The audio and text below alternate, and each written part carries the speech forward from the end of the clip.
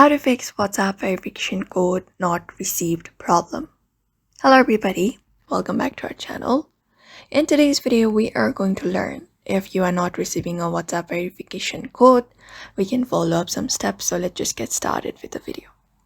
So the first thing is checking your internet connection. Make sure you have a proper internet connection and phone signal strength. And just go ahead and try entering your phone number correctly again and do that.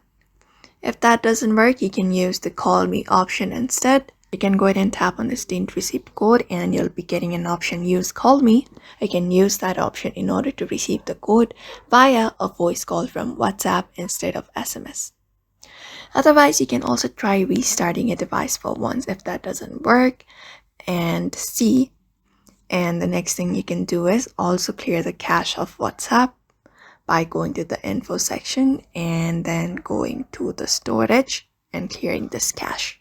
Also make sure your WhatsApp is updated to the latest version.